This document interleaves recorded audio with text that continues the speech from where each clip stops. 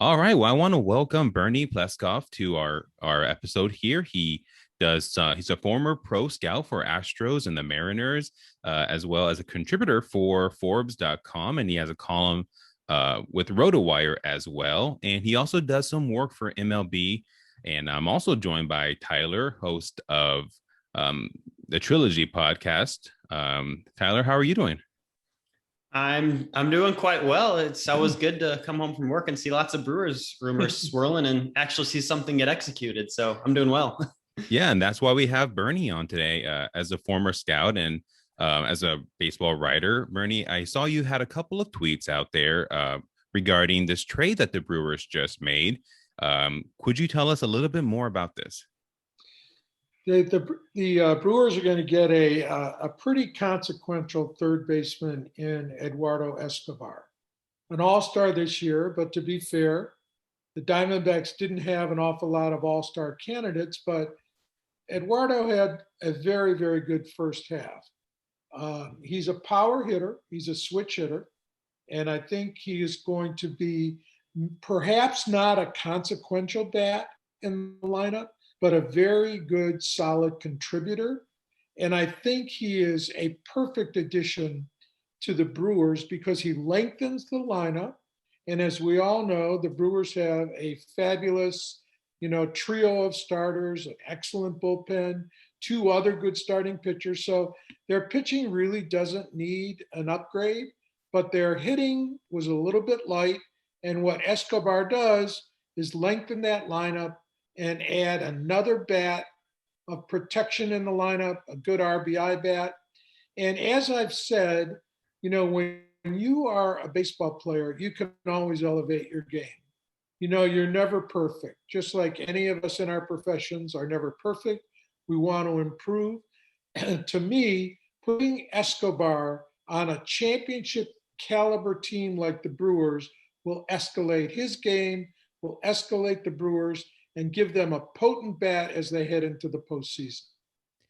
Yeah, you mentioned that he isn't going to be he's not a an impact bat. Um, but just looking at his numbers here, he does have on the season 65 RBIs and Right? 22 home runs.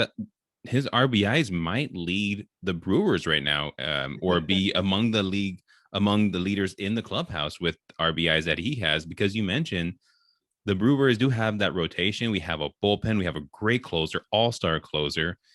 And the only question that the Brewers really had was some offensive production that they've been really missing. They've been really bad with hitting with runners in scoring position. In those situations, we've seen so many times the Brewers have the bases loaded or two on and one out or zero outs even and can get nothing done. Do you think he will be able to have an impact when it comes to having runners in scoring position or hitting um, in I guess situational Clutch hitting? situations. Mm-hmm. See, the thing about it is he can get very hot. And when he gets hot, he can go on a 2 week string where he's going to drive in a ton of runs. But then suddenly, he's going to have his moments where he can't buy a hit. So if there's any flaw to Escobar, as far as I can see, it's inconsistency. But he is going to be so pumped to get into that stadium and to help lead that team that he could be very consequential. And let's not forget, this guy can play third base, but he can also play second base very well. I don't see his range being a shortstop, and he's a very reasonable contract at $7 million, but he is going to be a free agent. This is the type of guy that the Brewers might be able to sign full time, give him an extension, if in fact, they have a meeting in the minds and this is a good fit for both. But whenever you bring a guy into a pennant race from a team that could lose well more than 100 games, this guy is going to be very pumped to get over there. He's going to be appreciative of what the Diamondbacks did for him, but I don't see any way that Escobar does not help the Brewers. Clearly a need at third base, and I think he's going to play every day somewhere. Yeah, I think like versatility is huge with Escobar. The Brewers obviously value that. We mentioned he could play first or third, which is an area we need to improve upon, but he's also a switch hitter. So that allows him to kind of mix and match between Urias and Tellez at first and third right now. Obviously, And he Colton can Wong's play at second. Let's Yeah. not forget that he can play second, and that's another hole that the Brewers have had on and off for the Mhm. year. Right now they have fixed it, but they've tried a couple players there, but Colton Wong is their second baseman. But if anything should happen and he needs a day off, etc., you can plug this guy in at second base and not miss anything with it. Now let's look at what Mr. Stearns has done with the Brewers this year. Not only is the pitching, to me, terrific, but they went out and got themselves Willie Adames, who at the time I raved about at the Mhm. trade. I said, this guy could be a difference maker because of his energy. And you've seen that energy from Adames. On both sides of the ball, this is a terrific baseball player. And not only that, they went out and got Tellez to play first base, who has unbelievable power Mhm. if he gets the at bats. You put him against right-handed pitching in that ballpark, and I just think it was a terrific addition. And I think the Brewers have one of the best general managers and the best managers in baseball today. And when you have that, you let your players play, and they'll produce for you. Yeah, and you talk about how we have second base covered, but Colton Wong has been injured multiple times this season Exactly. already.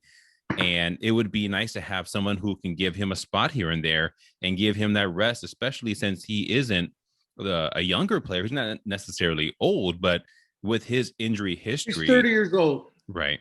But with his injury history, I think the Brewers would serve them well to have him rested heading into the postseason because he is a gold glove second base. He's one of the best defensive second basemen out there. And but just to be able to have that versatility to play somebody there is a huge boost for this team because we know how Craig Counsell likes to move players around. They love versatility. That's like one of their biggest things, versatility and relievers. If you think about the Brewers. That's why Um, he's a great manager. He yeah. uses his entire team, he uses his entire bench. Everybody gets to play, and you're going to see mixing and matching based upon the matchup pitcher. That's why he's such a great manager. And that's why, in my opinion, this is a really very consequential move for the Brewers. It was reasonable.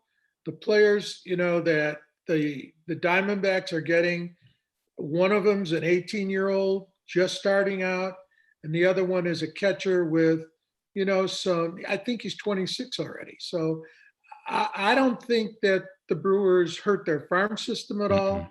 Yes, Escobar is a rental, but he's a very good rental because he has the possibility of an extension. Because his base at 7 is not a base of 14 or 15, and you have to build on that. You elevate him to 10, 10 for 3 years, you've got something there, in my opinion. Now, I don't know if they're going to extend him. He's already 32 years old, almost 33. Is there, a window of 2 or 3 years for Escobar? Yes, there is. And as you said, he's a switch hitter. Yeah, well, you make a ton of great points, and we do appreciate you coming on. I know your time is Good. precious. Just kind of really quick, how do you see this team comparing with teams such as the Dodgers, the Padres, the Giants, even surprising this year, and some of the National League quote unquote favorites to win the pennant? The Brewers have something the Dodgers don't have right now, the Padres don't have right now, and maybe the Giants do have. The Brewers have 3 all-star quality pitchers at the top of their rotation, all healthy. They have an all-star closer, and they have a setup man who we haven't seen the best of this year. They can outpitch in the first 3 games of any series, any of those 3 teams, unless, and here's the big one, unless the Dodgers or the Padres pull off that Scherzer deal in the next 24 to 48 hours, Mhm. I'd say the Brewers are all in. You can follow me, by the way, at Bernie Pleskoff, BerniePleskoff, at twitter.com, at Bernie Pleskoff. I engage with people all day long, every day. So I'd be happy to have all of your listeners and viewers as followers. Perfect. Well, we'd love to have that as well. And thanks for following the podcast. We'll definitely have some more interactions as the season progresses. Thank you, Bernie, for coming on. Have a great rest of your evening. Thank you. Thanks for having me. Take All care. righty. Good to You as talk well. to you. All right. Bye Bye. now.